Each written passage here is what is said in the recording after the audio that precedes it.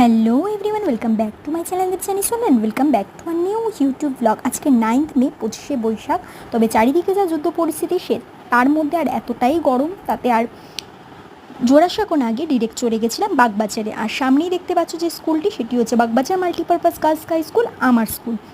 অনেক বছর পর আবার স্কুলের সামনে দিয়ে পাস করছি, তাই সেটা ভিডিও না করলে একেবারেই চলবে না। সামনেই দেখলাম প্রভাত ফেরি আয়োজন করেছে, তো এই প্রভাত ফেরিটা এগিয়ে আসছিল, তার পাশেই দেখলাম যে আমাদের স্কুলের এই গাছটাতে প্রচুর আম হয়েছে। আগে জানলা দিয়ে দেখতাম ক্লাসরুমে, আর এখন বাইরে থেকে দেখতে হচ্ছে। যেখানে প্রতিদিন নিয়মিত আসা হতো, সেখানে এখন মাঝে মধ্যেই আসতে হয়। তো যাই হোক, এখান দিয়ে পাস করতে করতে দেখলাম প্রচুর দোকান হয়েছে। আগে এখানে কয়েকটাই দোকান ছিল, কিন্তু এখন ফাস্ট ফুডে প্রচুর দোকান হয়েছে, সেসব দেখতে দেখতেই গেলাম। আর এই দেখো গিরিশ মঞ্চ, এখানেও আমাদের স্কুলের অনেক ফাংশন হতো, এমনকি এখনও হয়। আর এখানে তো প্রচুর শাঁখের দোকান, মানে শঙ্খ প্লাস শাঁখা বিক্রি হয়। তো সেটা দেখতে দেখতেই চলে এসে একদম বাগবাজার ঘাটের কাছে। এটাই হচ্ছে বাগবাজার স্টেশন, যেখান থেকে চক্র রেলগুলো পাস করে।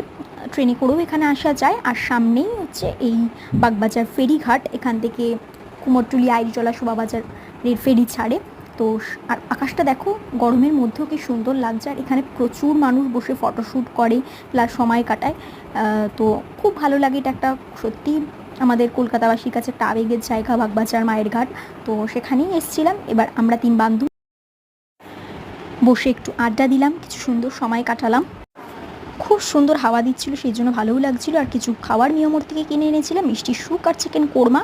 তো সেটাই এখানে বসে বসে খাচ্ছিলাম, আর ওয়েদারটাকে, প্রকৃতির অপরূপ সৌন্দর্য উপভোগ করছিলাম। তো ভিডিওটা আজকে এখানেই শেষ করছি। ভালো লাগলে একটা লাইক, কমেন্ট, শেয়ার করে দিও। Good bye everyone.